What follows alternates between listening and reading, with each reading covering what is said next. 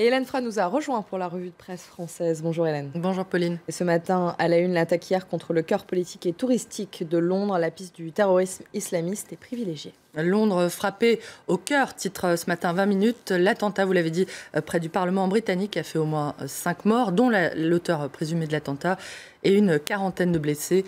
Parmi eux, 3 lycéens français originaires de Concarneau, en Bretagne, en voyage scolaire dans la capitale, d'après Le Parisien, qui raconte que les victimes ont été percutées par la voiture de l'assaillant sur le pont de Westminster.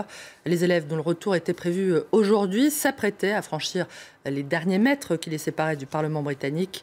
Londres frappé au cœur, répète Le Figaro, qui estime que ce qui vient de se passer est une nouvelle illustration de ce terrorisme low cost qui a ensanglanté plusieurs villes occidentales ces dernières années, comme à Nice, on s'en souvient, le 14 juillet dernier, où Mohamed Laouayej Boulal a tué 86 personnes et fait plus de 400 blessés.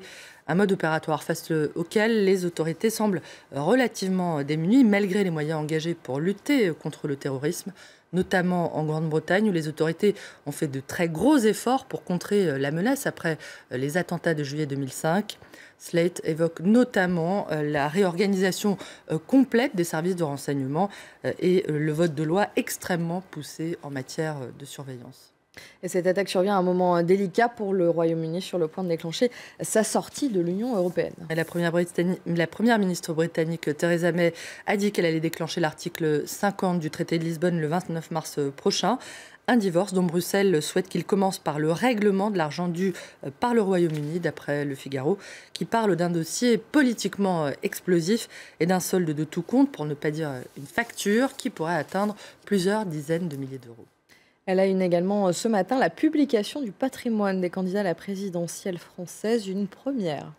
Pour la première fois, les candidats se sont retrouvés effectivement dans l'obligation de faire état de ce qu'ils possèdent auprès de la haute autorité chargée de la transparence. Une avancée, même s'il est possible d'aller plus loin encore, selon Le Parisien, qui regrette qu'il s'agisse de simples déclarations sur l'honneur, sans contrôle. D'après ces déclarations, Pauline, il apparaît que le candidat le mieux doté, en tout cas parmi les 5 candidats retenus par Le Parisien, est Jean-Luc Mélenchon de la France Insoumise, avec un patrimoine évalué à environ 1 130 000 euros, talonné par François Fillon, un peu plus d'1 million d'euros, et Marine Le Pen, 630 000 euros environ. L'ancien banquier Emmanuel Macron arrive bon dernier, avec 336 000 euros déclarés, juste derrière Benoît Hamon, 461 000 euros.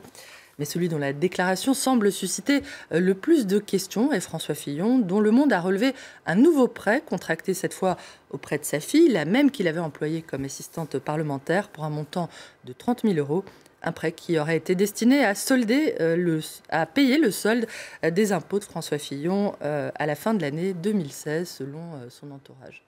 Il n'est pas candidat et il est épinglé, lui, par la haute autorité des primaires citoyennes. On parle cette fois de Manuel Valls. Toujours selon Le Monde, l'instance dénonce le comportement de l'ex-premier ministre qui, en refusant de parrainer la candidature de son camarade Benoît Hamon, contreviendrait au principe de loyauté. Bref, l'HAPC, comme on l'appelle, l'accuse de manquement à la parole donnée, je cite. Une critique qui a peu de chance néanmoins de stopper l'hémorragie socialiste en faveur d'Emmanuel Macron, qui continue d'engranger les soutiens venus du PS, au point que l'opinion se demande si le candidat d'En Marche n'est pas en réalité le prolongement de François Hollande. Je suis ton père, lance le président Dark Vador à son ex-ministre de l'économie dans le dessin de CAC. Oh non, lui répond le candidat d'En Marche, Emmanuel Macron, qui n'a visiblement pas très envie d'apparaître comme son fils.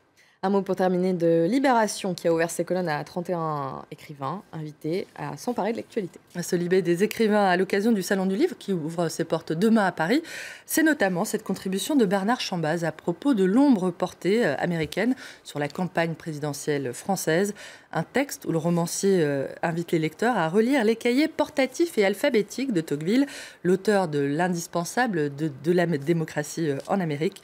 Dans cet ouvrage, rappelle Chambaz, le philosophe politique affirmait que les républiques anciennes étaient vertueuses parce qu'on y sacrifiait l'intérêt particulier à l'intérêt général, mais que désormais on fait rentrer l'intérêt particulier dans l'intérêt général par une sorte d'égoïsme raffiné, je cite. Bonne lecture à tous. Merci beaucoup Hélène. On vous retrouve tout à l'heure pour la revue de presse internationale. Et restez